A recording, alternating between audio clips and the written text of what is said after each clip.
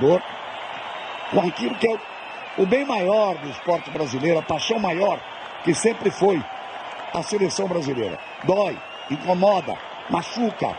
E quer ver o que machuca mais? Eric, alguém parou para falar com você?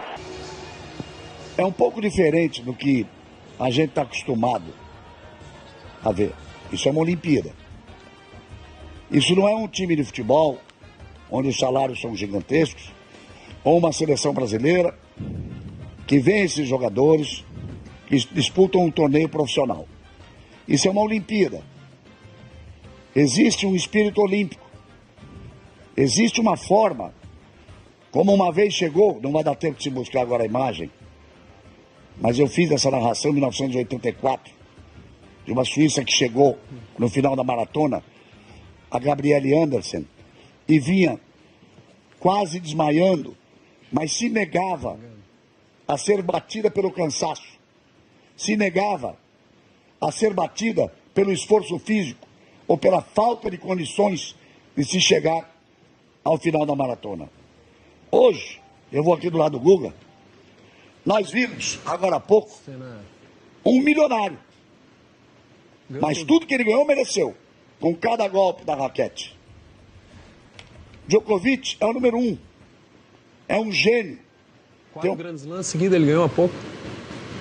Estou falando com o tricampeão no Brasil.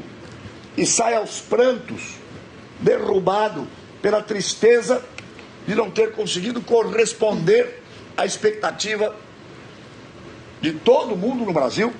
E a gente perde mais do que ele até. Isso que é o grande espírito, de vir aqui e dar a bilhões de pessoas, porque não é só o Brasil, está o mundo inteiro de olho, está o mundo inteiro de olho, bilhões de pessoas, o melhor possível essa cena da dinamarquesa, ir ao limite, fazer o meu máximo, e ele sabe que ele não conseguiu, era só isso que ele queria.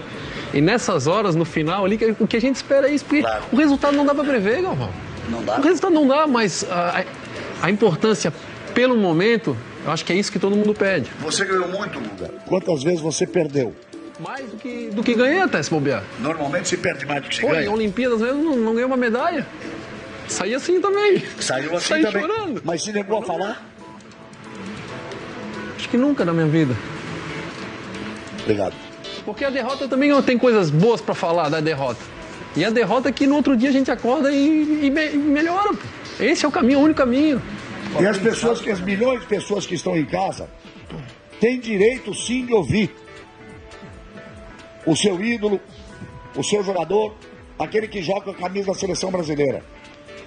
É feio, é muito feio, não é profissional, não é ético e não é correto sair de campo e se negar um time inteiro, se negar a falar. Ronaldo, casa. Eu acho que eles vão falar depois de tomar banho, esfriar a cabeça. Não tá certo. É um praxe que eles são jogadores jovens. Mas não tá certo. De um esportista. E eles têm sim que provar alguma coisa para alguém todos os dias. E essa resposta é o que o jogador de futebol mais fala. Eu não tenho nada para provar para ninguém. Isso é uma coisa, é uma falta de respeito, principalmente numa Olimpíada no Brasil e principalmente pelo momento que o futebol brasileiro passa. O torcedor precisa e merece uma resposta.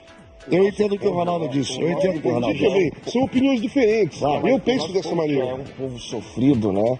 Que se conforta tanto através do futebol, com as alegrias que o futebol dá, já põe esse lado negativo, essa dificuldade que o futebol brasileiro está passando por anos no seu dia a dia. Já não tem nem mais alegria do futebol, porque a gente não consegue ver um jogo bonito, a gente não consegue ver um jogo bom.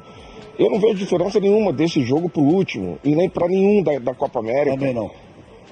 Mas viu, Ronaldo? Eu não vejo ninguém dar um carrinho, alguém ficar bravo. Aquilo que o Cigano falou no outro dia aqui, chegar, gritar, xingar, cuspir o cara.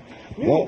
Tu não vê ninguém reagindo. Custa chegar alguém no Eric e assim, desculpa, nosso time não conseguiu jogar bem, nós não estamos conseguindo jogar. Desculpa. Vale a pena, o torcedor brasileiro merece ouvir desculpa. Maestro Júnior, eu queria ouvir você. Não, eu volto com o mesmo. Eu estive aqui no Jornal da Globo logo após o jogo contra a África do Sul e conversando com o William Vac e a Cris Dias aqui. Eu acho que nós depositamos, talvez até criamos uma ilusão em respeito a essa seleção brasileira. Em função dos nomes. Esperávamos isso. Exatamente. E talvez nós não tivéssemos feito isso. Nós não deveríamos ter feito isso. Por quê? Esses caras treinaram somente 15 dias. Né? E talvez fosse melhor você fazer uma outra seleção, talvez até com menos estrelas, né? Com jogadores que talvez tenham esse sentimento que o Guga falou, né? Que a gente viu o Djokovic, né? Que tem ali.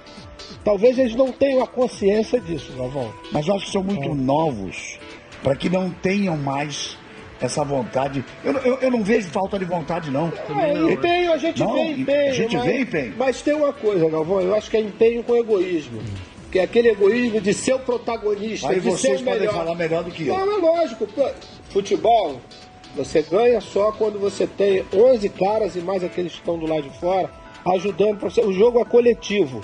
Você individualmente, você não ganha. Nem o maior que foi de todos os tempos, Pelé, ganhou sozinho. Ele sempre teve ajuda de grandes pessoas do lado dele, de grandes jogadores do lado dele.